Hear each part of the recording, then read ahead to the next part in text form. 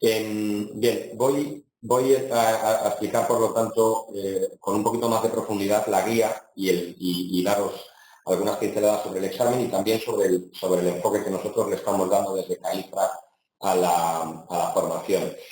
El foco de la guía PPP no son los PPPs en el sentido general amplio, sino que tiene un cierto foco especial en relación al PPP de infraestructuras con financiación privada.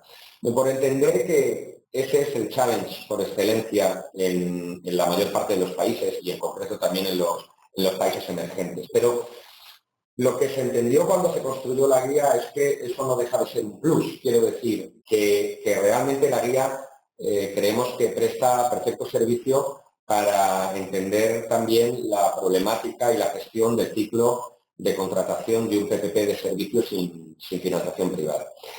Una aclaración a los que todavía no hayáis leído la guía o a los que lo hayáis hecho. Necesariamente para buscar un consenso y buscar unos estándares hay que realizar una serie de assumptions, ¿no? Una serie de asunciones que no todo el mundo tiene por qué estar de acuerdo, pero que si no se construyen es muy difícil poder compendiar un tratado de estas características. Como tales asunciones, una de las básicas es que el Design, Build, Finance, Operate and Maintain, es decir, la concesión o PPP inclusiva de construcción, financiación, operación y mantenimiento, es por excelencia la figura de PPP, con independencia de si está basada en pagos de usuario o pagos de gobierno. La otra es que, por definición, las licitaciones son concursos abiertos convencionales, en el sentido de que por defecto se asume esa estructura y no estructuras que ya está viendo en Europa, como el diálogo competitivo o en Australia del interactivo. Pero estas otras también se explican. En general, se describen los procesos sobre la base de la ausencia de una restricción concreta de financiación, pero se incluyen comentarios a características concretas de los países emergentes y problemas puntuales que ellos pueden tener y ajustes puntuales que hay que hacer en los contratos para hacer lo que llamamos el de-risking, para disminuir el riesgo percibido y que ese emerging market pueda acceder más fácilmente. Pero en general pretendemos que la descripción sea válida para cualquier país y cualquier entorno, incluyendo desarrollado. Una cuestión muy importante, que es el sílabus. Los exámenes de certificado están exclusivamente basados en la guía. Es decir, no puede haber ninguna pregunta examen que no se responda dentro de las fronteras de la guía, excluyendo los ejemplos que se citan en la guía, que no tienen valor en el sentido de potenciales preguntas, sino que solo pretenden ser ilustrativos. En cuanto al examen, el examen Foundation, que es el primer nivel de ese itinerario de 3 niveles, como ya ha adelantado Jessy, se puede hacer a través de online con el sistema ProctorU de APMG. En algunos países, pero yo tengo entendido que no es el caso, en ningún caso en Latinoamérica o en España, se puede hacer en un centro público de APMG o se puede hacer on-site, ¿no? en el sitio concreto de los clientes o en un sitio alquilado por la ATO, en el caso de formación dada por una ITO, ¿no? Por una entidad acreditada como CAIFRA y las otras que hemos mencionado antes.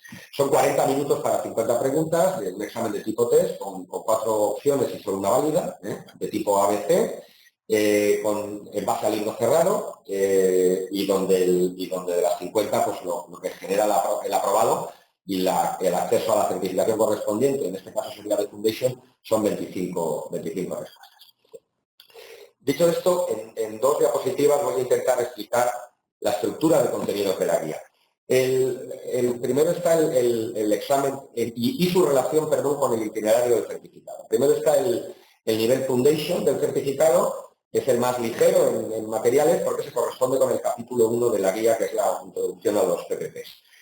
Y bueno, ahí lo que se observa, lo que se facilita en la guía, lo veis a grosso modo ahí reflejado. En realidad son 10 secciones, pero básicamente se trata de centrar las definiciones de uso durante la guía, la tipología de los PPPs y sus principales características, los sectores en los que se suele aplicar el PPP y las motivaciones separando o dando claramente explicación diferenciada a la motivación de búsqueda de financiación y a la motivación de búsqueda de eficiencia. En esa sección de motivaciones es muy rica y ahí se dan bastantes matices en relación al contexto de mercados emergentes y cómo deben adaptarse su praxis y vamos a decir, y sus objetivos PPP a la realidad, ¿no? Porque no es lo mismo ciertos países que podamos llamar emergentes, pero que están en grado de inversión, que países menos desarrollados que no tienen acceso casi a la financiación.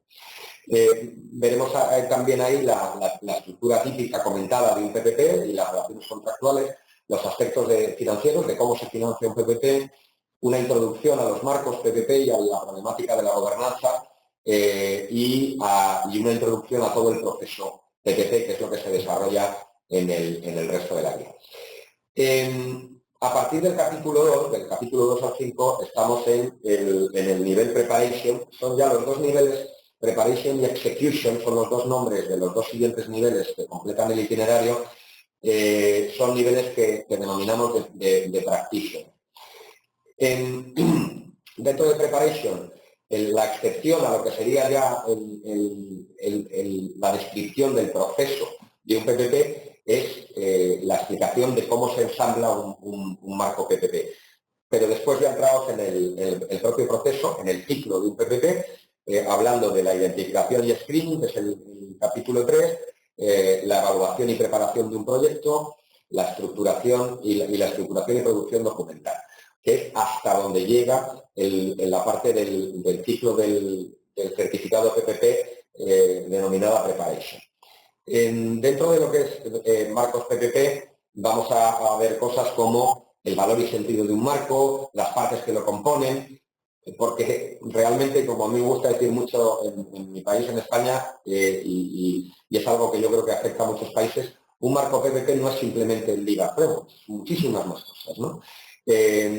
Las formas de establecer ese marco, la parte del marco que tiene que ver con el marco operacional y de responsabilidades, la parte del marco que tiene que ver con la gestión fiscal, cada vez es más importante, es decir, el control del fiscal impact en los PPPs y lo que llamamos la exposición agregada, y una parte también que se dedica a la supervisión de los proyectos, a las evaluaciones ex post y a la transparencia.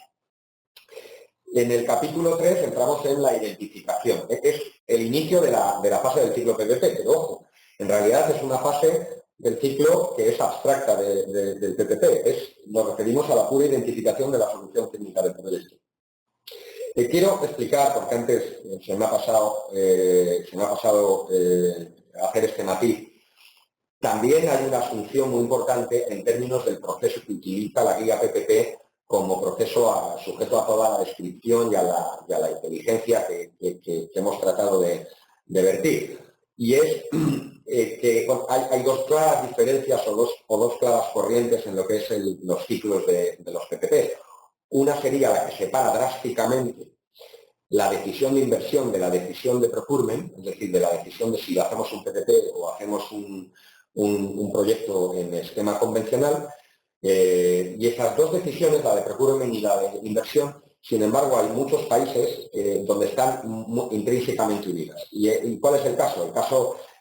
¿O cuál es el contexto? El contexto es el de países donde, o situaciones donde si no se hace como PPP, el proyecto no se va a hacer porque no existen recursos o hay unas limitaciones incluso de carácter de contabilidad que no podemos saltarnos. Y en ese momento las decisiones casi concurren, ¿no? La selección del proyecto vía análisis coste-beneficio y la decisión de procurement vía análisis de valor por dinero o value for money. Bueno, la guía se basa más en esta segunda situación, es decir, en lo que vamos a ver ahora como evaluación y preparación, no estamos separando la investment decision de la procurement decision, aunque sabemos que se puede hacer, y esto se reconoce dentro de la guía. En este contexto, en identificación y screening, partimos de la base de que el proyecto se identifica como mejor solución técnica a través de coste-beneficio, y que se hace en este momento el coste-beneficio, y partimos de la base también de la conveniencia de hacer ya una preevaluación del proyecto como PPP, ¿de acuerdo? Bien, Dada esta explicación de asunciones metodológicas, como digo, en este capítulo 3 lo que veremos son técnicas de selección, especial coste-beneficio, los requerimientos de información, las necesidades de información para ensamblar el análisis de los proyectos, lo que llamamos el test de suitability del PPP, o sea, la adecuabilidad del proyecto a ser un posible PPP, la factibilidad previa, y en este capítulo también introducimos la necesidad de planificar el project management y construir un equipo de proyecto. En el capítulo 4 estaríamos entrando en la fase que en la versión original inglesa, que esperamos pronto ver traducida, igual que los exámenes, al español, llamamos appraisal, que lo estamos traduciendo por evaluación y preparación del proyecto. Lo que estamos es cubriendo todas las facetas de la factibilidad, de los estudios de factibilidad, desde la estimación de costes y riesgos, pasando por una actividad de preestructuración como asunciones previas para poder hacer el análisis financiero, pero estamos cubriendo la factibilidad financiera o comercial, también la denominamos comercial, la factibilidad técnica, la medioambiental y social y la factibilidad legal o diligence legal. También se hace una introducción de conocimiento al análisis de valor por dinero, al análisis de affordability, de nivel de asumibilidad de un proyecto en las cuentas públicas y su impacto fiscal, y al análisis, muy relevante en algunos países, del impacto en deuda del proyecto, de si es considerado deuda pública o no, lo cual dependerá mucho del tipo de estándares que se estén aplicando en términos de contabilidad nacional o contabilidad pública. Hablamos de la decisión de inversión, como decía antes, y del ciclo de aprobaciones, junto con la decisión de contratación o de procurement. Y hablamos aquí en este capítulo también de la estrategia de licitación y de la necesidad de planificar las siguientes fases. La estrategia de licitación viene acompañada de un apéndice concreto donde se adelanta los distintos tipos que existen en el mundo de procesos de licitación. El capítulo 5, sobre estructuración y la producción documental, que va a terminar con el lanzamiento del proceso, incluye como aspectos esenciales la estructuración financiera, la asignación y estructuración de riesgos, el market test y proceso de comunicación, marketeo del proyecto, la estructuración y elaboración de pliegos, lo que es la parte en sí del request for proposal, es decir, el diseño de los requerimientos de calificación o de cualificación o preselección, de evaluación de ofertas y posterior adjudicación y de los requerimientos de ofertas. Pero también desarrolla el resto de principales provisiones del contrato, como resolución de disputas, cláusulas de monitoreo o como pueda ser algo tan relevante como los estándares que se deberían aplicar o las provisiones más o menos estándares que se deberían aplicar al clausulado de terminación anticipada de contrato por distintas causas. Este capítulo tiene un apéndice muy importante que desarrolla y recomienda estándares en base a buenas prácticas de asignación de riesgos, haciendo comentarios específicos para distintos sectores. Y ya acercándonos al final, tendríamos dentro del itinerario la fase execution dentro del itinerario, donde volvemos a ver otra vez estructuración y producción, porque es un capítulo que está a caballo entre el ciclo de preparación y el ciclo de ejecución. De hecho, se me ha olvidado mencionar que en el examen de preparation, de lo que es el ciclo de preparación de proyectos, no entra en el sílabus todo el capítulo 5, solo unas partes determinadas que entendemos que van muy ligadas a la preparación de proyectos. Es aquí ya en la parte del ciclo del itinerario PPP, del itinerario de certificado PPP que denominamos execution, cuando se revisa completamente la fase de estructuración y por lo tanto es en ese examen, en ese tercer examen execution, donde sí estará sujeto a examen por completo los contenidos de este capítulo. Perdonad por el problema de formato. Ya he explicado previamente la parte de los contenidos de estructuración. Tenemos en los contenidos del capítulo de licitación y firma, lo que estamos es hablando de la fase del proceso de la propia licitación desde un punto de vista más práctico, no desde un punto de vista de redacción de request for proposal. Aquí hablamos de las características especiales que tiene un proceso de licitación PPP. Tocamos también el asunto del proceso de diálogo, del tipo de proceso de diálogo competitivo y proceso interactivo como buenas praxis, pero que solo tiene sentido en determinados contextos. Hablamos de la problemática de la gestión de la evaluación y de la gestión de la adjudicación y firma. Por ejemplo, qué hacer cuando solo hay una oferta, qué es lo que se está haciendo en distintos países cuando solo hay una oferta, se vuelve a licitar, ¿no? Se conviene o no conviene entrar en negociaciones. Simplemente estoy poniendo un ejemplo de caso concreto que se aborda de problemática de gestión del proceso de licitación. Hablamos de la conveniencia de la auditoría de los procesos, de que el proceso haya sido limpio, transparente, acorde al propio marco normativo. Y hay un apéndice especial que para mí es el apéndice más relevante de toda la guía, que es el apéndice de la perspectiva del sector privado en cuanto al proceso para el sector privado de preparación de la oferta, emisión de la oferta y obtención de financiación para la misma. Esto para completar la visión del privado cuando es el propio privado el que está tomando la certificación, pero también para los practitioners del sector público para entender mejor a qué se enfrenta su partner en ese vacío, si me permitís, entre comillas, entre el momento en que se licita el proyecto y en el momento en el que se presentan las ofertas. Después de este capítulo dedicado a la fase de licitación y firma, entraríamos ya en los dos últimos capítulos que versan sobre la gestión contractual, la gestión de la vida del propio contrato con una visión del sector de la parte pública, pero también con una visión de la parte privada. El capítulo 7, hay muchas cosas en común, obviamente, entre la fase de construcción y la de operación, pero se decidió finalmente separar en dos capítulos la gestión de ambas fases. El capítulo 7 lo que hace es una introducción común a lo que es el contract management, una introducción a lo que es la gestión contractual, al marco operativo de la misma, especialmente a lo que es la gobernanza, el ensamblaje de un equipo de proyecto para gestionar el contrato desde la perspectiva del sector público y la existencia de un manual de gestión operativa que venga a bajar a tierra lo que de por sí es el marco por excelencia de la gestión del contrato, que es el propio pliego del propio contrato. Para ya entrar en la que es la gestión durante la fase de la construcción, tocando los temas de la problemática del cumplimiento y desempeño y la gestión de incumplimientos por parte del socio privado, la gestión de los cambios contractuales y la gestión de las reclamaciones y las disputas y la gestión del conocimiento. Bien, estos mismos aspectos los vamos a ver en el capítulo 8, en el contexto de la fase de operaciones, lo que pasa es que ahí vamos a ver además particularidades de la fase de operaciones como son la gestión en distintos escenarios de terminación anticipada de un contrato y la problemática de la reversión del activo al término del contrato. Con esto, lo que hemos querido es dar una visión general de los contenidos de la guía, que entienda la gente cómo va siguiendo el ciclo PPP y cómo se relaciona con el certificado. La guía además está complementada, como antes introdujo Yoti, por un glosario muy detallado donde se propone una definición para todos los términos clave de PPP.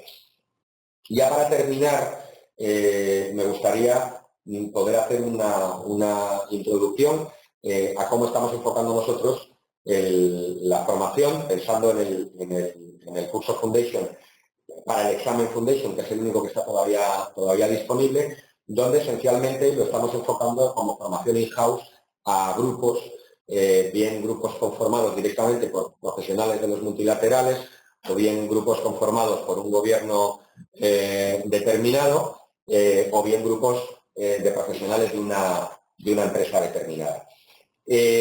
También ya expliqué antes que estamos dando formación abierta en España y esto no lo dije antes, nuestro plan es ofrecer nuestros cursos online, pues yo espero que para mayo. Originalmente pensaba que íbamos a estar listos para marzo, pero la verdad es que es una tarea ardua el tener preparados los materiales habilitados para online. Yo creo que los tendremos aproximadamente para mayo.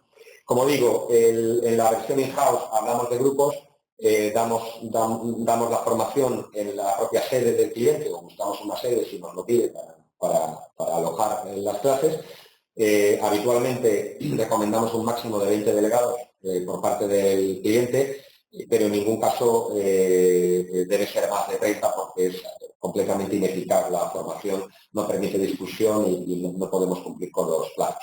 El curso de Foundation nuestro es de 22-23 horas, dadas en 3 días, donde el examen se podría dar al cuarto día, podríamos esperar una semana más. Eso también va a depender de la disponibilidad de trainers y vigiladores para los exámenes que tengamos en el país en cuestión.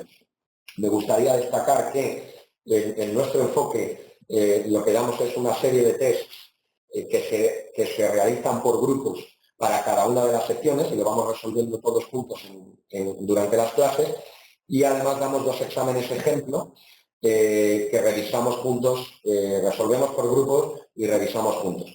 Y luego hacemos una simulación, tratando de simular un entorno real del examen, que posteriormente también comentamos y revisamos en grupo, y nuestra idea es ofrecer al menos otras 2 ejercicios de simulación a cada uno de los individuos. Eso ya lo tenemos disponible a través de nuestro sistema online para hacer un entrenamiento adicional antes del examen. La idea es, y digo la idea porque hasta ahora los cursos que hemos impartido han sido para multilateral y por lo tanto no hay un país concreto que sea de interés, especialmente en el caso del Banco Mundial. Pero la idea y los materiales que vamos preparando lo que pretenden es incluir ejemplos y casos de estudio que no están sujetos a examen, pero que con lo que se pretende con ellos es facilitar más el aprendizaje, poniendo más en contexto de región, contexto de país, el aprendizaje de la vida. Los exámenes, como decía antes, son en la propia sede o bien en una sede que se contrate si no tiene una sede disponible, una habitación disponible o que cumpla las condiciones del examen el cliente. Nuestro compromiso es hacer transparente el feedback que recibimos de los candidatos al examen con la entidad que nos haya contratado. Y también tenemos, pero eso ya lo desarrollamos completamente a medida y con mucho más tiempo, el enfoque que llamamos nosotros del Certificate Plus, que es dar un curso en torno al certificado y un curso paralelo, gemelo, pero basado en el marco local del país en cuestión, donde vemos cómo se compara ese marco y la praxis del país con lo que describe como buena praxis la guía. Bien, aquí con esto he terminado mi ponencia. Para tener un punto de contacto dentro del Banco Mundial, Chiaki, que estaba hablando ahora mismo, es la persona que va a liderar la gestión del programa desde ahora y directamente no viene en la presentación, pero ya os vamos a facilitar a todos vosotros por mail su dirección de mail para que podáis entrar en contacto directo con ella, además de que tenéis ya la dirección de Jyoti y no olvidéis también la dirección de David Bloomgarden como punto de contacto en el Banco Interamericano. Muchas gracias a todos, buenas noches y buenas tardes, buenos días por allí. Buenas tardes. Bye bye. Bye.